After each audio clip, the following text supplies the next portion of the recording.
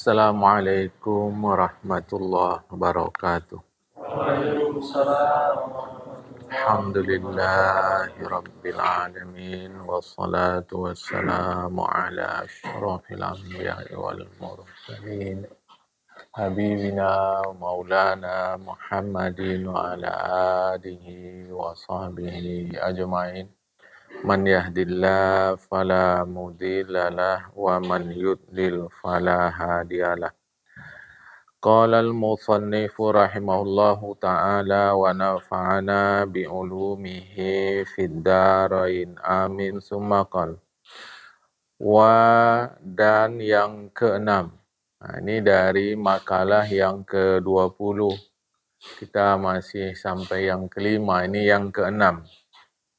Apa yang dilakukan terhadap masjid ketika kita masuk ke dalam masjid jamaah. Yang keenam, an la ya'mala, tidak melakukan pekerjaan di masjid bi amalid dunia, dengan pekerjaan dunia. Seperti jual beli. Maksudnya gini jamaah. Sebenarnya apa saja yang tidak menguntungkan kita di akhirat itu disebut dunia. Apa saja yang tidak menguntungkan kita di akhirat itu disebut dunia. Itu satu. Yang kedua, maka jangankan jual beli. Kita membersihkan halaman rumah pun bisa disebut akhirat. Kalau memang niatnya untuk menghasilkan pahala. Ini dua, ini urut-urutan supaya jangan salah paham dengan poin yang keenam ini. Jadi jangankan jual beli, kita membersihkan halaman di rumah bila niatnya pahala, dia menjadi akhirat. Tiga, ada perbuatan itu memang bentuknya dunia, ada bentuknya akhirat. Perbuatan itu memang ada bentuknya dunia, ada bentuknya akhirat. Bentuk, ini bentuk dulu. Sembahyang itu macam manapun bentuk syariatnya, kalau bentuk itu syariat, itu pasti akhirat.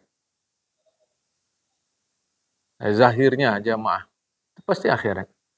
Puasa dari zahirnya, dari syariatnya, dari bentuknya, itu pasti akhirat. Sembahyang, puasa, zakat, haji, itu bentuknya akhirat. Tapi sebab salah niat, jadilah dia dunia. Saya sembahyang, macam cara kita, Medan ni nanti mau pemilihan wali kota, supaya orang tahu, kenal saya, nanti dalam pemilihan, saya dipilih. Maka ini jadi dunia. Tapi kan kita tak tahu isi hati dalam. Kita tak tahu, jamaah. Maka kita tak boleh katakan, dia sembahyang ni untuk supaya jadi wali kota. Enggak boleh. Enggak boleh. Yang tahu, ini hanya untuk aturan agama saja. Jual beli bentuknya itu kan dunia. Karena tak usah datang Islam mengajarkan, orang sudah berjual beli. Tak usah ada Islam. Orang sudah jual beli. Bahwa alat tukarnya apa, itu nanti dulu. Jamaah. Kita alat tukarnya sekarang disebut uang. Duit. Satu masa orang alat tukarnya benda itu juga. Saya mau beras, saya bayar pakai ikan. Barter namanya. Jamaah. Tapi kalau niat jual belinya karena mengikut peraturan agama. Niat jual belinya karena mengikut peraturan agama. Maka jual beli nilainya jadi akhirat. Bentuknya tetap dunia. Itu yang dilarang. Jadi dilarang di masjid lakukan benda-benda yang bentuknya dunia. Jamaah. Ini hati-hati nih. Ya, hati-hati. Jadi Rasulullah pun lakukan hal-hal yang sepintas orang lihat ini dunia. Seperti Rasulullah menyambut delegasi Nasrani dari Najran hari Ahad di masjid. Ini orang tafsirannya, kalau kita lihatnya ini dakwah. Dakwah Rasulullah menyampaikan Islam. Sebagian orang melihat ini kan bagian politik juga, politik Rasulullah. Tapi kita dari madrasah dulu sudah belajar ini dakwah. Sehingga politik bolehkah kita ceritakan di masjid? Kita kata, kalau dalam moral itu bahasa Arabnya akhlak. Memang tak sama persis, tapi lebih kurang lah. Moral, akhlak, kelakuan. Kalau bahasa Melayu sebut PL. Ya nanti kalau dikaji secara serius, secara falsafah, pastilah ada beda-beda ini jamaah. Tapi lebih kurang supaya kita paham. Kita kata kalau untuk moral politik, ceritalah di dalam masjid sehabis-habisnya. Misal, jujur berpolitik, apa yang dijanjikan tetap kita kerjakan, ingat ancaman Allah, ceritalah. Tapi kalau sudah sampai kepada praktis, politik praktis, saya kata, saya ini tim suksesnya daripada calon wali kota A. Saya bilanglah, nanti jangan lupa bapak-bapak, ibu-ibu, sampaikan pada keluarga sekalian, pilihlah ini, bapak ini yang saya yakin orang, ini sebaiknya tidak dilakukan. Tapi moralnya kita sepakat. Jemaah, moralnya sepakat. Jadi yang dimaksud dalam yang keenam ini, yang memang bentuknya dunia. Padahal, kalau kita bicara fikih, seperempat. Fikih itu jumlah daripada seperempat. Seperempat. Karena fikih itu seperempat cerita ibadat, seperempat cerita nikah kawin, seperempat cerita pidana perdata, seperempat cerita muamalat. Muamalat transaksi, jual beli, sewa menyewa, pinjam meminjam. Artinya jual beli pun diatur dalam fikih. Ya diatur dalam fikih, jamaah. Maka orang katakan jual beli berarti kan akhirat. Iya, namun bentuknya tetap dunia. Dari mana kita dapat menguatkan bentuknya tetap dunia? Islam belum datang, Rasulullah belum datang, orang sudah berjual beli. Kalau dia agama betul-betul murni dari Islam, maka dia dibawa oleh ajaran itu. Jadi tak usah ada Islam. Orang udah makan belum? Makan. Jadi makan itu dunia. Cuma aturan tentang makan itulah akhirat. Jangan makan yang haram. Yang haram tuh ini. Kalau makan caranya begini. Jadi bukan makannya itu sendiri. Jamaah. Jadi tentang aturan jual belinya itulah yang diajarkan oleh Islam. Namun jual belinya itu sendiri, tak usah Islam datang pun orang sudah melakukan transaksi. Jadi, jangan jual beli dalam masjid. Hukumnya makruh. Sah. Jual belinya sah. Ada penjual, ada pembeli, ada barang, ada harga, ada ijab, ada kabul. Yang kadang-kadang ijab kabulnya tak kita bilang. Tapi udah sama maklum nanti istilah bahasa kitanya TST. Tahu sama tahu, tapi dalam fikih disebut bihasabil maklum. Sudah sama tahu. Sah, tak ada masalah. Dalam segi sahnya sah. Tapi hukumnya makruh. Jual beli di dalam masjid. Kalau masjid sudah seakan-akan jadi pajak, kalau cara bahasa kita Medan ini jadi pajak, kalau bahasa Indonesia secara umum jadi pasar. Kalau seakan-akan jual beli di dalam masjid sudah seakan-akan jadi pajak, jual belinya hukumnya haram. Tapi sah. Jemaah, hati-hati. Kalau saya dengan kita jual beli, jual beli, itu makruh, jemaah.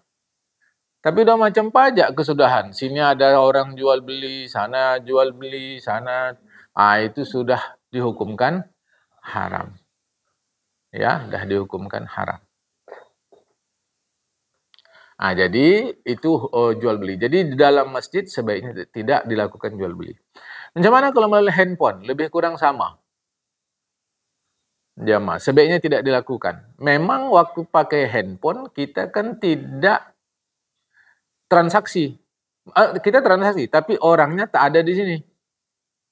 Kita di masjid, penjualnya entah di mana, atau penjualnya entah di mana, kita pembelinya ada di dalam masjid. Sedangkan jual beli itu mesti 6 rukun dia, 6. Penjual, pembeli, ijab, kabul, harga barang di satu tempat. Ini kan tak ada. Cuma cerita kita masih terkait jual beli melalui handphone tadi. Gimana? Jadi harga sebaiknya itu tidak dilakukan di dalam masjid walau dia bukan jual beli. Karena kalau jual beli itu mesti 6 rukun dia. Ini tak ada orangnya di sini. Tapi masih cerita itu sebaiknya tidak dilakukan. Nanti orang akan bantah, bukankah berarti masjid? Bukankah masjid untuk kehidupan kita? Iya, saya pun setuju jamaah. Tapi ada bagian-bagian. Seperti sekarang ini. Alhamdulillah, ya dari ribuan masjid di Indonesia, berkat internet kita bisa tahu. Ada 1-2 masjid, yang masjid itu sekarang saya pribadi senang. Dana masjid itu menjadi 0. Menjadi 0 dana masjid karena digunakan untuk kepentingan masyarakat, bukan hanya kepentingan masjid. Jadi ada makan gratis, disediakan malah kamar untuk tempat singgah, tidur, disediakan makan, disediakan segala macam. Ini memang kerja masjid, jamaah. Tetapi itu tidak dilakukan di ruang masjid. Ini harap difahamkan oleh kita, ya jamaah. Apakah musalla masuk masjid? Ini kan musalla nih, musalla surau langgar, menasah. Di dalam fikih saya sudah pernah bagi tahu, musalla itu untuk 2 saja. Di dalam fikih musalla untuk 2 saja. 1 ruangan di rumah untuk sembahyang. Di rumah kita siapkan ruangan. Walaupun tak berdinding, tak berapa, asalkan kita siapkan sebahagian ini untuk sembahyang. Maka itu disebut musalla. 2, lapangan untuk sembahyang berjamaah. Sembahyang hari raya, sembahyang minta hujan, sembahyang gerhana. Lapangan itu disebut musalla. Maka di musalla tidak ada solat sunat tahiyatul musalla. Macam kita di rumah kan kita siapkan kita siapkan juga itu jemaah. Inilah tempat sembahyang. Walau dia tak ruangan, tapi itu disebut musalla. Selain itu besar kecil, ramai sunyi, di kota, di desa, ada tak ada kubah, itu disebut masjid. Ada tak ada sembahyang Jumat, itu disebut masjid. Makanya kita walaupun ini musalla, ini masjid dalam fikih. Sehingga ada sembahyang sunat, tahiyatul masjid. Kita yang berhadas besar sebagai laki-laki tak boleh duduk lama sini. Dan seterusnya, jemaah. Tetapi kita di Indonesia ada sejarah bahwa Indonesia ini kan dulu bukan Islam. Jemaah, lebih dulu Hindu, lebih dulu Buddha. Islam baru datang belakangan, lebih belakangan lagi Kristen. Jamaah. Sebelum Hindu Buddha, kita tak ada penganut apa-apa. Secara sejarah lah, ahli-ahli jelaskan. Kita penganut animisme, dinamisme. Kita meyakini benda-benda di muka bumi ini ada kekuatan magis dia. Itu dia. Dan masyarakat kita sudah punya ruangan-ruangan untuk mereka bertemu.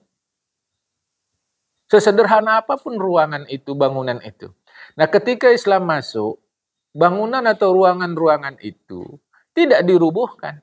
tapi dialihkan fungsinya menjadi tempat ibadah oleh masyarakat setempat, itulah disebut surau, langgar. Apa lagi? Kalau Aceh, apa? Menasah. Pakai ajalah bahasa Arab.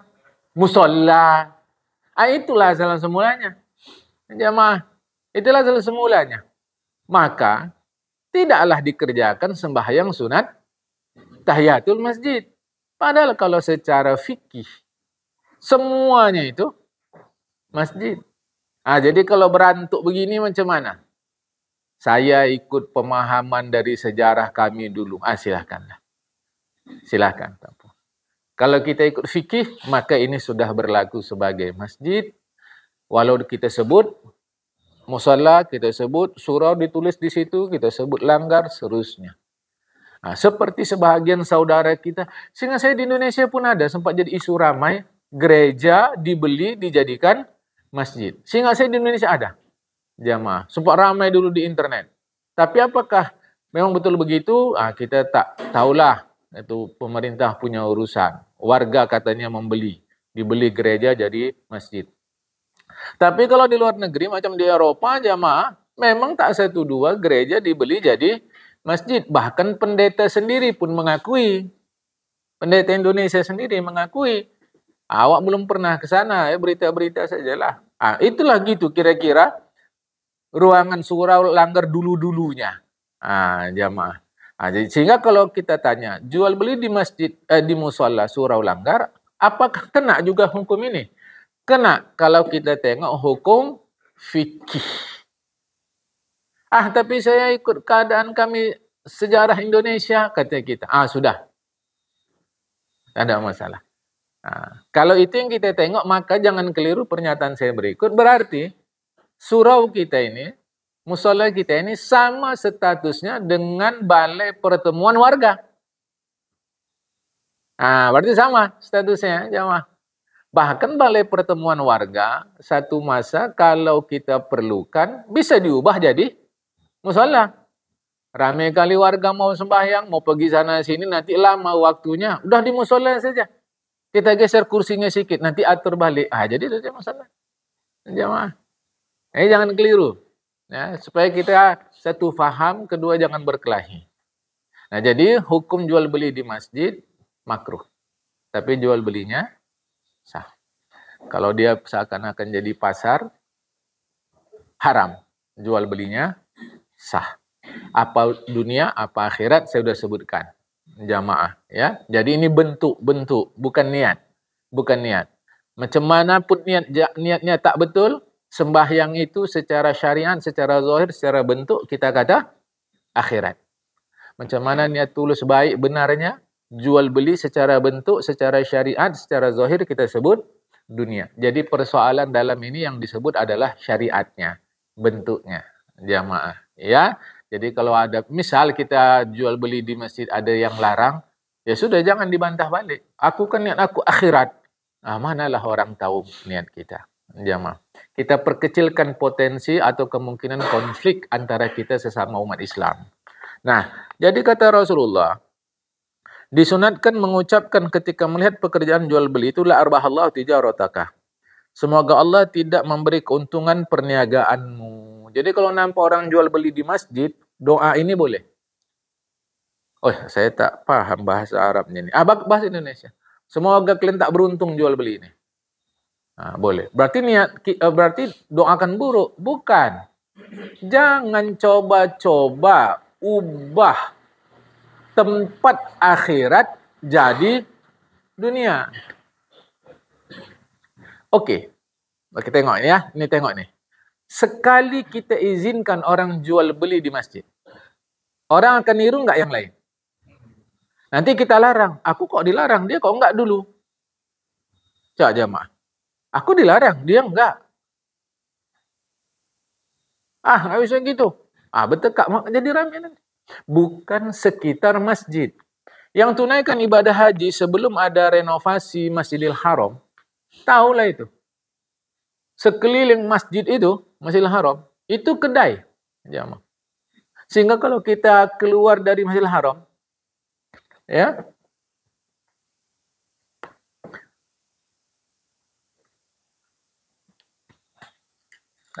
ini ada kunci. Inilah Masjidil Haram, tengah. Inilah pelataran Masjidil Haram. Di sebelah pelataran ini semuanya kedai. Ya memang adalah daerah yang langsung jumpa jalan, pasar. Cara kita jamaah itu tidaklah. Tapi yang tak langsung pasar, ini kedai semuanya. Sehingga kalau kita keluar dari Masjidil Haram, jauh keluar sedikit jalan di pelataran, udah kedai. Kedai apapun. Kedai makan, kedai pakaian, kedai buku. Jadi waktu saya ke sana, kedai-kedai itu masih ada lagi. Tapi sudah tutup. Jadi kawan-kawan saya bilang, dulu enak bang. Kita bisa beli isi. Nampak saya lah. Ini kedai buku, ini kedai enak kita beli jamaah. Ya, jadi di sekitar masjid tak ada masalah. Sama sekali. Sama sekali tak ada masalah. Jadi jangan keliru. Yang terlarang di dalam masjidnya itu. Ruang utama dan teras masjid. Jangan berjual beli di situ. Jamaah. Jadi ini harap diperhatikan. Jadi bolehkah kita doa supaya nggak beruntung? Boleh. Maksudnya macam mana? Jangan lagi jualan di dalam masjid. Ini harap dipahamkan. Jangan nanti ada pikiran negatif. Kenapa? Karena setiap tempat ada ucapannya, setiap ucapan ada tempatnya. Maksudnya, sesuaikan segala sesuatu dengan tempatnya, jemaah. Nih ya, jadi jangan keliru-keliru lagi. Okay. Kemudian yang ketujuh. Dan yang ketujuh, al-itikaf kalami dunia. Ini pun sama. Tidak bicara dunia. Ya, tidak bicara dunia. Ini pun sama. Sudah saya ceritakan dari awal dunia akhirat macam mana. Jadi fokuskan, ya. Seperti mengumumkan barang yang hilang. Jangan di masjid. Jamaah. Jadi macam mana? Apa maksudnya ini? Maksud ulama dijelaskan dari atas. Jangan ribut kali. Kalau mengumumkan jangan ribut kali. Barang kita, kami jangan. Suara itu jangan kuat. Itu saya baca keterangan ulama terkait dengan hal ini. Atau kita buat tulisan. Atau kalau kita tanya-tanya saja. Jamaah. Ini barang hilang. Bukan barang dapatan. Ini hati-hati. Kita di masjid barang kita hilang. Itu lain hal. Itu satu hal. Yang satu lagi ada yang namanya luqotoh. Luqotoh itu barang dapatan. Saya ada di masjid. Barang saya hilang. Lapor ke pengurus. Umumkan kuat-kuat. Itu makruh. Jamaah. Kalau mau lapor, kalau mau diumumkan jangan kuat-kuat. Pelan-pelan, apalagi cara kita sekarang ada tulis-menulis. Masa Rasulullah dulu macam mana tulis-menulis? Tak ada. Mereka katakanlah masyarakat yang umi, dari mulut ke mulut. Masa bisa dari mulut ke mulut? Jangan lupa, masyarakat ini mulutnya lebih kencang daripada handphone pun lagi, jemaah. Walau zaman modern sekarang. Oke. Nah jadi, tapi kalau barang dapatan macam mana? Ini bukan barang hilang. Barang saya hilang. Tadi enggak. Ini barang dapatan. Saya jumpa barang. Tak tahu entah barang siapa. Itu diumumkan di masjid setiap hari Jumat sembahyang asar selama setahun. Jadi ada nama barang hilang, ada nama barang dapatan. Saya punya barang hilang. Macam ini subuh ini hilang barang saya. Itu dihukumkan makruh kalau kuat-kuat. Tapi ini tidak. Saya tak tahu jumpa barang, entah siapa punya. Itu boleh diumumkan, tetapi pada hari Jumat setelah sembahyang asar. Fikihnya begitu, jamaah. Selama setahun. Bila nanti tak ada yang mengetahui, tak ada yang mengkonfirmasi itu punya dia, itu boleh jadi milik Baitul Mal, milik negara. Kalau belakangan dia datang ganti. Sekarang tak ada milik Baitul Mal, bagaimana? Karena masjid itu hampir setiap waktu ada barang hilang. Jamaah. Pengurus masjidnya pun nelfon saya. Ini macam mana malam? Banyak kali. Banyak kali barang orang ketinggalan. Ini macam mana? Orang masjid itu jalan lintas jamaah. Orang datang saja begitu. Saya kata gunakan saja. Gunakan. Tak ada masalah. Niat kita memanfaatkan barang dia supaya pahala barang ini tetap jalan. Tinggal lagi kalau nanti datang, sampaikan semua berita itu. Kalau dia nuntut, ganti. Misal jamaah tinggal sepatu, dia ceritakan. Yang dia ceritakan waktu itu, seingat saya, bukan sepatu, arloji. Jamaah tinggal itu udah tak tentu-tentu lagi. Jadi banyak aja malin. Kata, tak mungkin lagi ke Baitul Mal. Jadi bedakan barang saya yang hilang, saya minta diumumkan, dengan orang mendapatkan barang lantas diumumkan. Itu dua hal yang berbeda. Jadi kalau barang kita hilang di masjid, di sini disebut, contohnya, mengumumkan barang yang hilang, itu termasuk hal yang tak boleh. Hukumnya makruh. Jamaah. Ya. Dan kalau kita nampak diumumkan, sunat ketika mendengar itu mengucap la raddahallahu alaika. Semoga Allah tidak mengembalikan kepadamu. Mengapa? Ini harus kita cari, nggak bisa berdiri sendiri begini hadis nih jamaah. Mengapa? Karena menimbulkan persangkaan orang yang datang ke masjid orang-orang jahat. Itulah dia. Oleh karena menurut Islam, orang yang datang ke masjid orang-orang baik. Itu dulu. Tapi sekarang faktanya, jangankan sandal, tabung masjid pun diangkat. Tabung-tabungnya hilang. Ditanya sama polisi, macam mana cara ngambil uangnya itu? Kan, jemaah. Kalau ini tabungnya kecil. Macam tabung besar itulah. Macam mana caranya? Rupanya dia pakai alat panjang, tah lidi kan, tah besi, tapi panjang jemaah. Di ujungnya taruhnya lem. Kita tarik, tinggal cekuh aja dia jemaah. Oh iya, polisi pun emanglah. Jadi kalau nengok situasi sekarang, situasi cara sekarang, kita tak menuduh-nuduh, tapi udah begitu, masihkah berlaku hukum seperti disebut dalam hadis Rasulullah ini? Hadis Rasulullah ini berlaku bila yang sembahyang itu orang-orang yang baik belaka semua, yang tak mungkin. Sehingga kalau cara sekarang, tak ada masalah, jemaah. Boleh. Yang lebih dahsyat bukan itu. Dia tabung itu kan sunyi. Ya, itulah hikmah ada internet ini juga.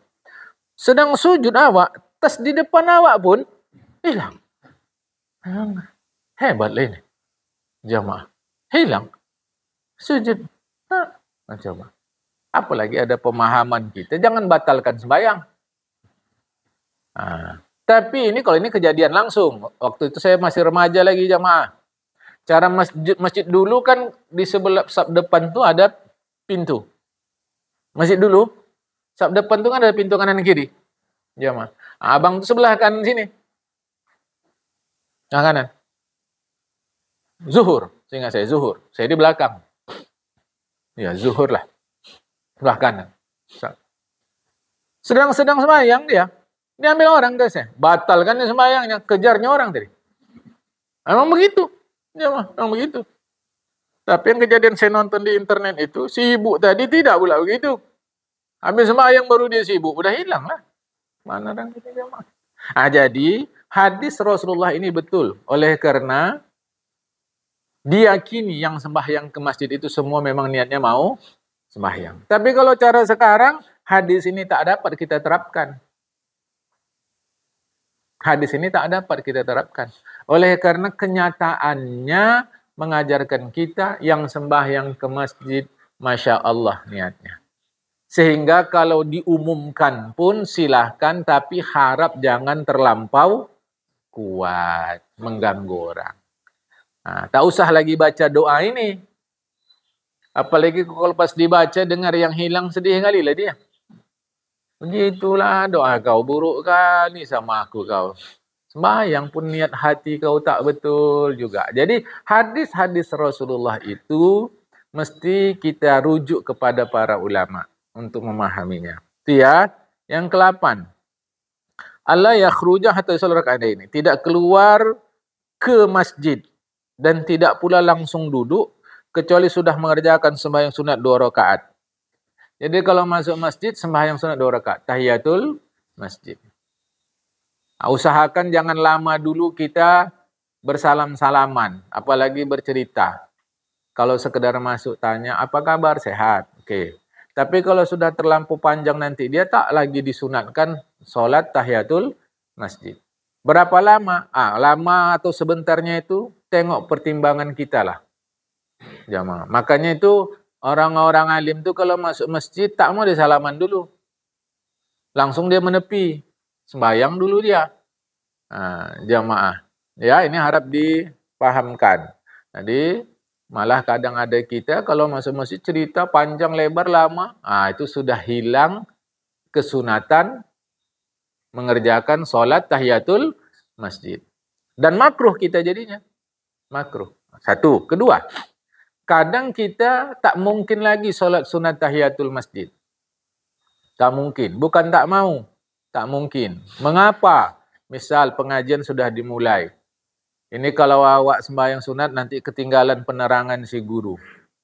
Maka tak usah solat sunat tahiyatul masjid. Duduk langsung boleh.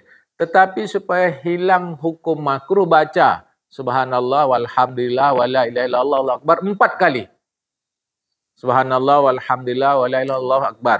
Subhanallah walhamdulillah wala ilaha illallah Allahu akbar. Subhanallah walhamdulillah wala ilaha illallah Allahu akbar 4 kali. Hilanglah hukum makruh. Jadi masuk ke masjid itu ada dua yang kita mungkin silap. Satu, masuk masjid sunat mengerjakan sembahyang sunat tahiyatul masjid. Dua, niat iktikaf. Ini ada yang sholat sunat tapi tak niat iktikaf. Ada yang niat iktikaf tak sembahyang sunat. Ini dua hal ini jamaah ini yang berbeda. Jadi walau mungkin kita tak dapat sembahyang sunat tahiyatul masjid, kenalah kita hukum makruh, tapi jangan lupakan niat iktikaf. Dan iktikaf tak perlu berwuduk. Tak berwuduk pun iktikaf sah. Dua nih. Macam ini kan pagi ini kita ngaji. Kalau kita yakin dalam fikih bahwa ini adalah masjid, niat. Tadi kita sembahyang sunat sudah. Kemudian niatlah iktikaf. Dah dapat 2. Apalagi niatnya? Mengaji. Dah 3. Apalagi niatnya? Bertemu dengan sesama orang Muslim. Itu pahala lagi jemaah. Ini harap dipahamkan. Ya.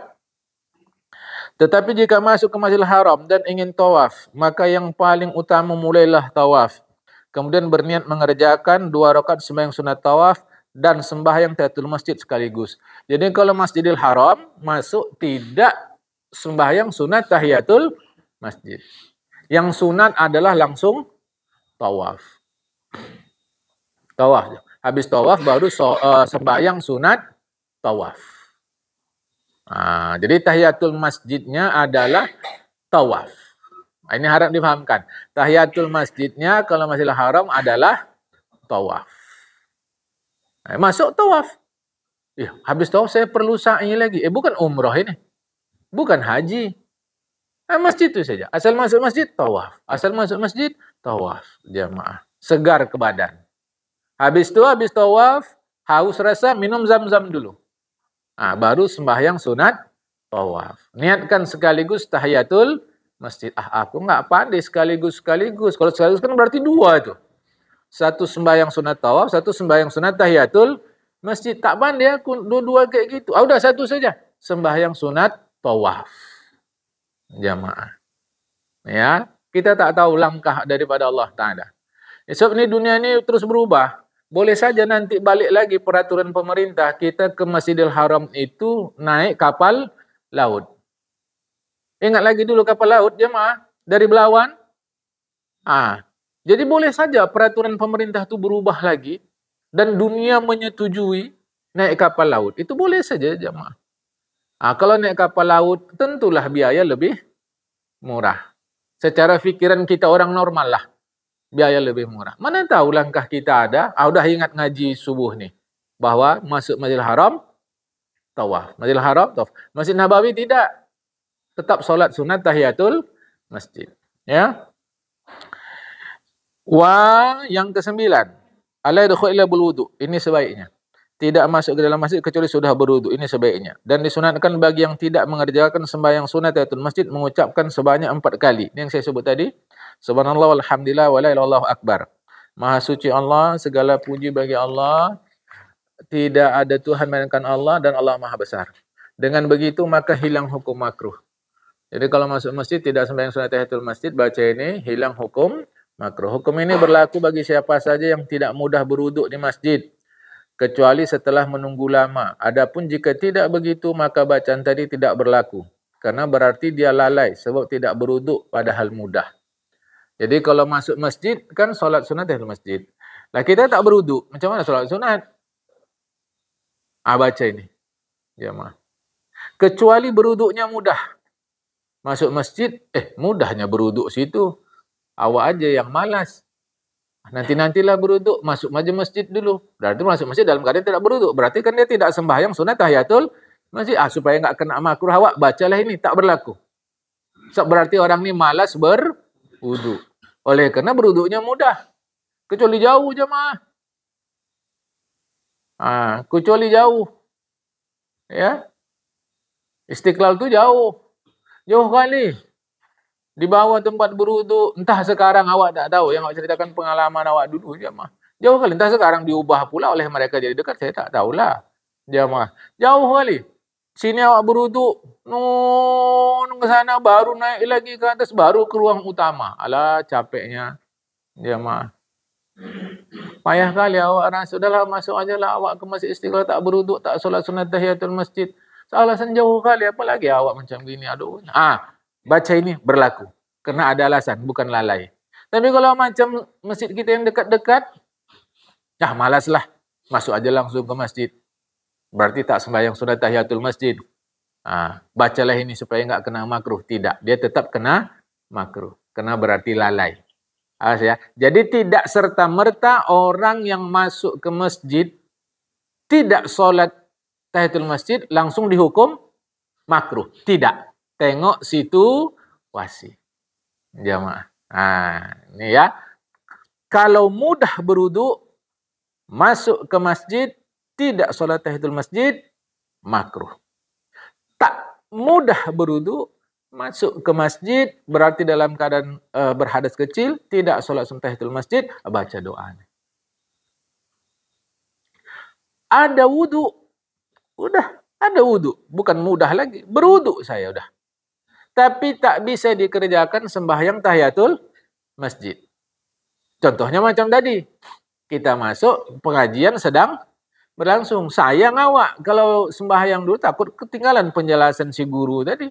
Saat itu boleh tidak sembahyang sunat tahiyatul masjid. Baca doa ini.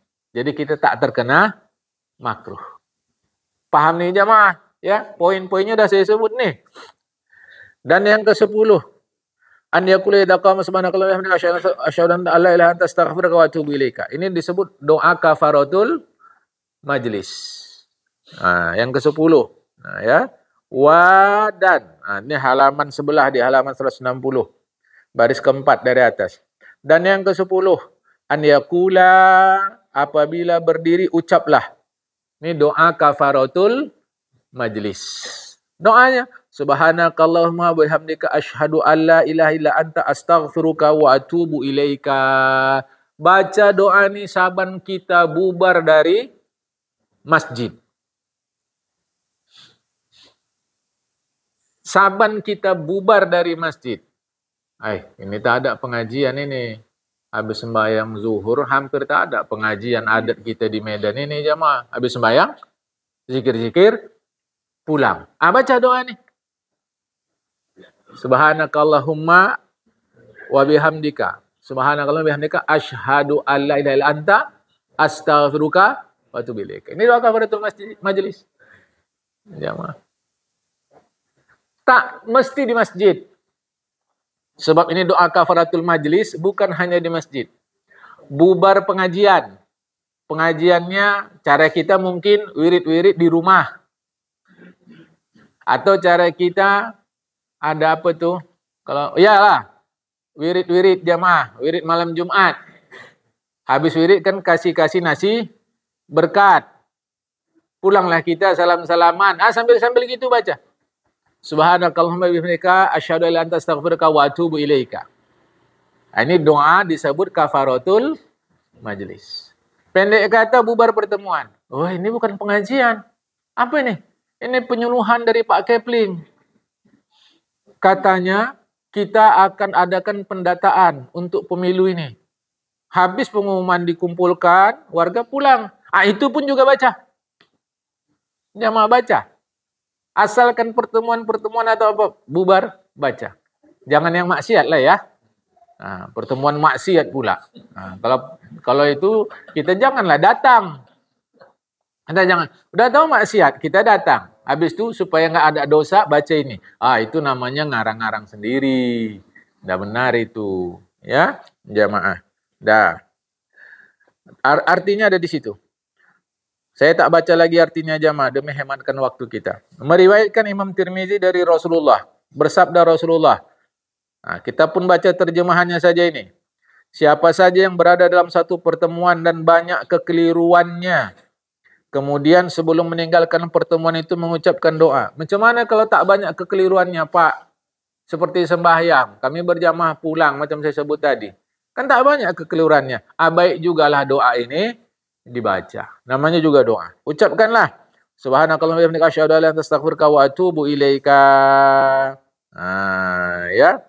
Terusnya diriwayatkan dari Ali bin Abi Thalib bahwasanya dia berkata, siapa saja yang suka ditimbang amalnya dengan timbangan yang sempurna, maka ucapkanlah doa ini di akhir pertemuan atau ketika berdiri. Ini doa pula lagi tambah dari Khalifah Ali. Subhana rabbika rabbil izzati amma yasifun wa salamun alal mursalin walhamdulillahi rabbil alamin. Ini diambil daripada surat As-Saffat, surat 37 ayat 180 182. Saya rasa kalau ini hafal ya. Orang ini hari-hari kita dengar dari Tuan Imam. Subhana rabbika rabbil izzati amma yasifun salamun alhamdulillahi. Baca tu. Tapi usah pala kuat, nanti yang tak faham keliru pula. Ya kan tadi udah dibaca imam, kok kau baca lagi katanya. Kan bukan kau yang bawa doa, imam kok kau baca. Udah. Zaman sekarang nih yang betul pun salah, yang jelas-jelas betul salah. Itulah keadaan kita. Kurang pengetahuan jamaah ya. Makalah yang ke-21 kita teruskan ya jamaah. Ini mudah-mudahan saya bisa baca cepatlah supaya cepat kita tamat. Selepas ini insyaallah Allah mudah-mudahan ridha, mudah-mudahan Allah ridha lah sehat kita semua. Kalau tamat kitab ni kita baca kitab Ihya Ulumuddin. Ihya Ulumuddin itu kalau cetakan lama dulu 4 jilid. Kalau cetakan yang sama saya yang terbaru Darul Minhaj itu 10 jilid jamaah. Terjemahannya dulu sekali oleh Allahyarham Tengku Ismail Yaqub. Ada banyak terjemahan. Ihya Ulumuddin banyak sekali. Tapi saya pribadi yang enak membacanya adalah Tengku Ismail Yaqub Allahyarham. Itu beliau bahasanya macam bahasa cakap-cakap kita. Padahal buku. Kalau ingat dulu terjemahan Ihya Ulumuddin sampai 8 jilid sampulnya warna hijau. Hijau hitam dulu. Jamaah.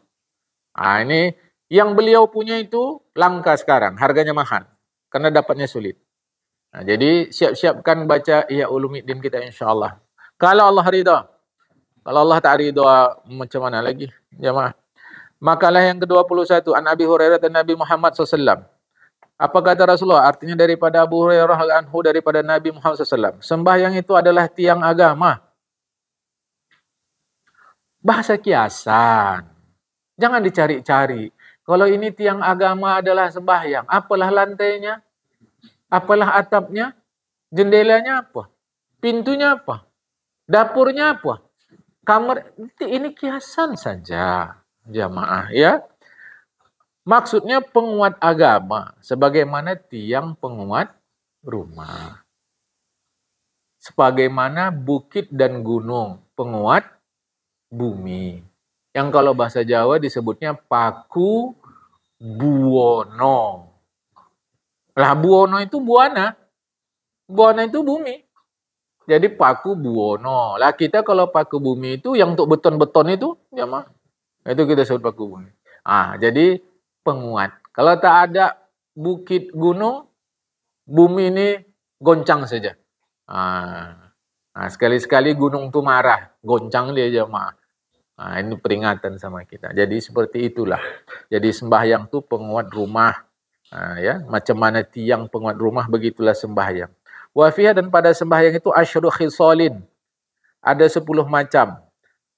Zainul wajhi, nurul qalbi. Saya tak baca lagi Arabnya jemaah supaya hemat waktu kita. Ada 10 macam kebaikan sembahyang. 1, penghias wajah. Kepada kita, aku tak tolak lah mau hias-hias. Tapi agama ajarkan mau cantik wajah sembahyang. Inilah untuk glowing. Ya, glowing tu sembahyang. Putihnya lain jemaah. Putihnya lain. Dan cahaya hati. Kalau bahasa kita apa cahaya hati ni? Bahasa hari-hari kita. Aura. Itu sembahyang jemaah. Tapi jangan niatkan sembahyang untuk ini. Salah. Ini bonus dari Allah Ta'ala. Sembahyang aja. Dapat jemaah. Saya tak model Allah Ta'ala lah. Kalau tulus kita sembahyang, sesuntuk-suntuknya ada lapang tu sikit. Walau tak lapang banyak. Rasulullah ajarkan kita.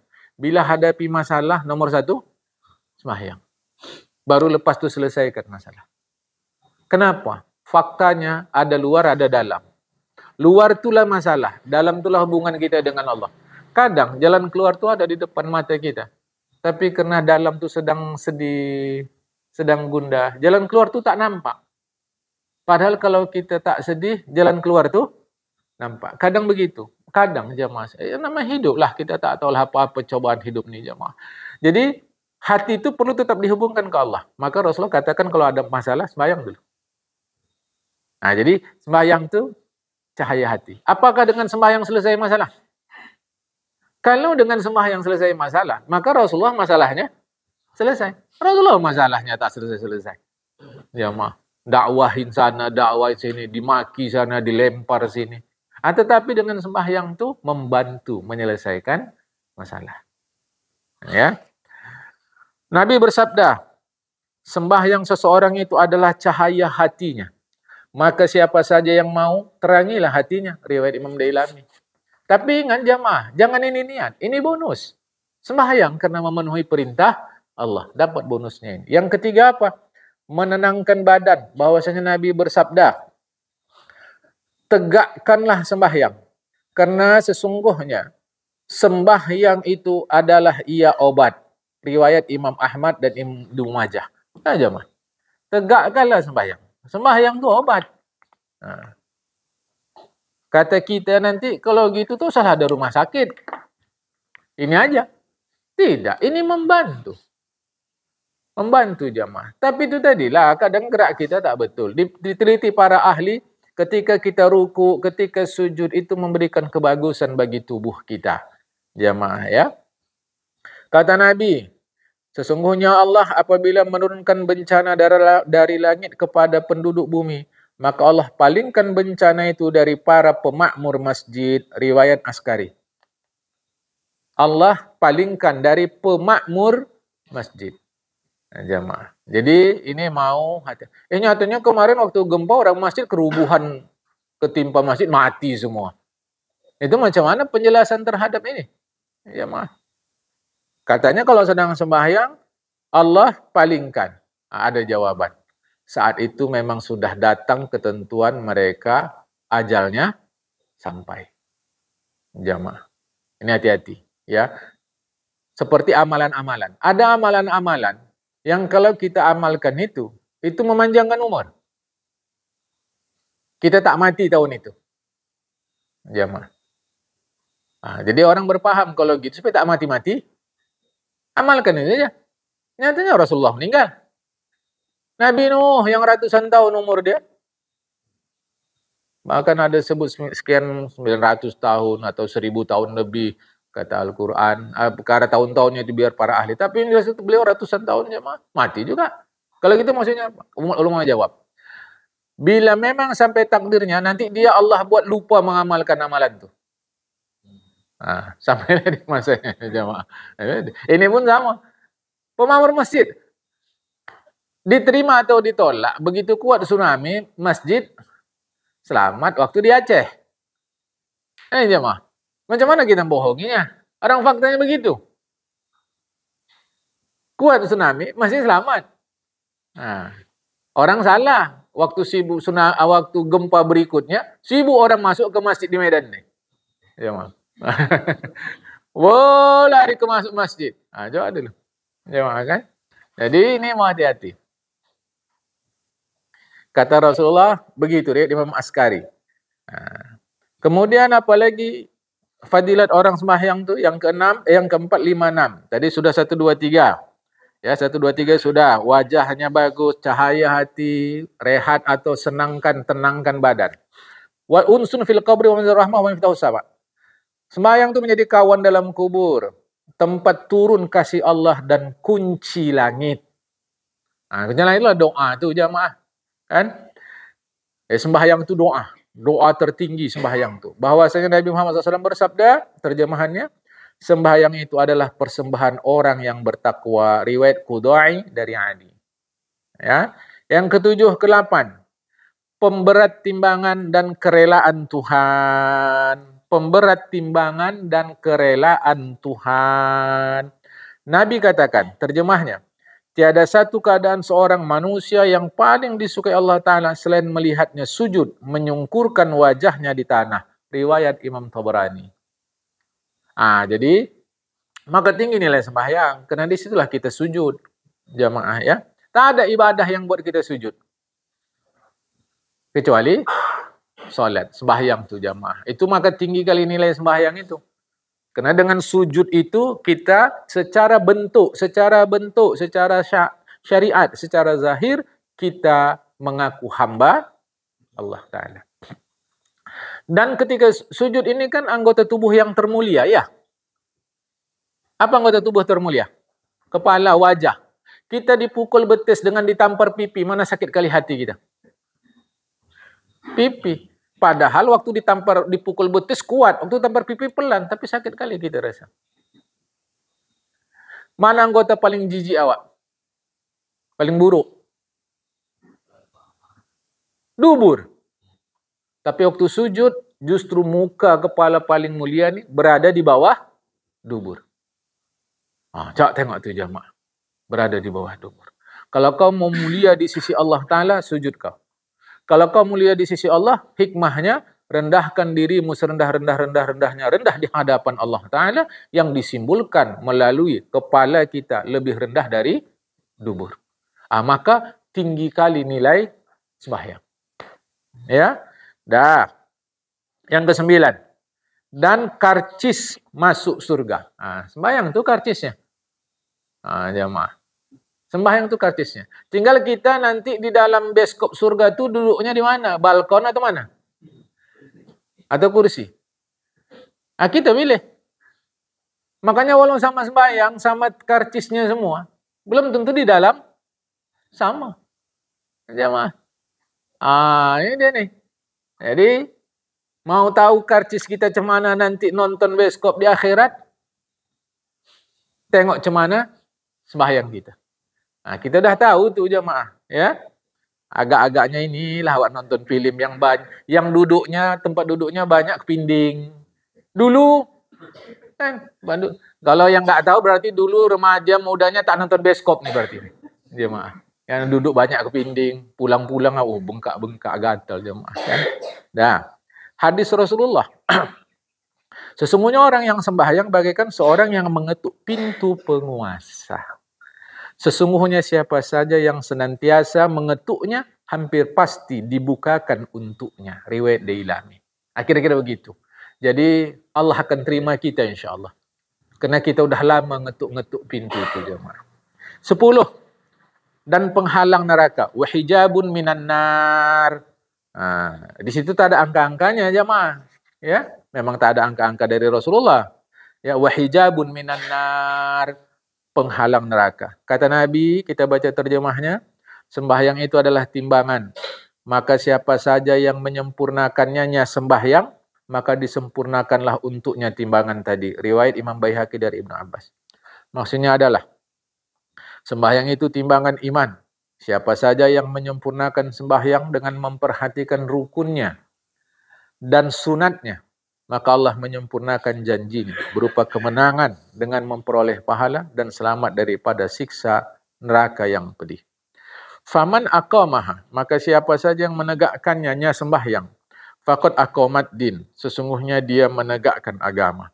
Wa man tarakaha faqad hadamat din, siapa saja yang meninggalkannya sembahyang, sesungguhnya dia menghancurkan agama. Agama apa yang dimaksud ini ditegakkan, dihancurkan?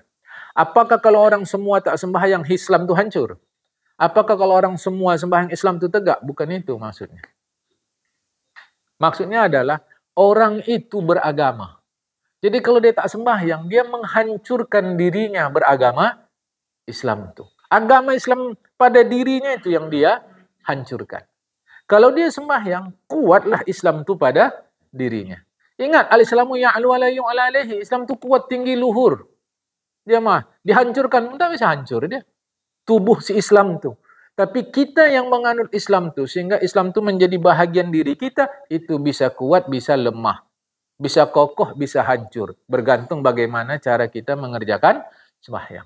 Sembahyang utamanya jamaah. Tapi jangan salah ikutkan juga lah gerbongnya ya. Induknya, lokomotifnya sembahyang. Tapi ikutkanlah gerbongnya. Apa gerbongnya? Puasa, zakat, haji, sedekah, silaturahmi, baca Quran, dan seterusnya. Ya. Nabi bersabda, ini ada bahasa Arabnya, kita baca terjemahannya di halaman 162, jamaah, baris kedua dari atas di tengah. 5 sembahyang. Siapa saja yang menjaganya, maka untuknya cahaya dan terang dan selamat pada hari kiamat. Dan siapa saja yang tidak menjaganya, maka tiada baginya cahaya dan terang dan selamat, tak ada. Dan pada hari kiamat dia bersama Fir'aun, penguasa kejam, Qarun, kaya lupa daratan, Haman, pejabat tak bertanggung jawab, Ubay bin Khalaf, kaya tapi tak peduli dengan tanggung jawab. Jamaah. Nanti siapa-siapa yang ada harta tapi berdangki, nanti jumpa Ubay bin Khalaf. Siapa-siapa yang ada jabatan tapi tidak adil, jabatan itu digunakan tu enggak benar, jumpa Haman. Siapa-siapa yang kaya raya tapi tak peduli pula, itu jumpa Qarun nanti. Lebih top jumpa Fir'aun. Riwayat Ibnu Nasr. Akan datang ngaji kita yang ke-22 dari Aisyah radhiyallahu anha. Jamaah ya. Nanti disebutkan malaikat membawa 10 hadiah untuk orang yang masuk ke dalam surganya Allah Ta'ala. Nanti jamaah. Pagi sampai sini. Assalamualaikum warahmatullahi wabarakatuh.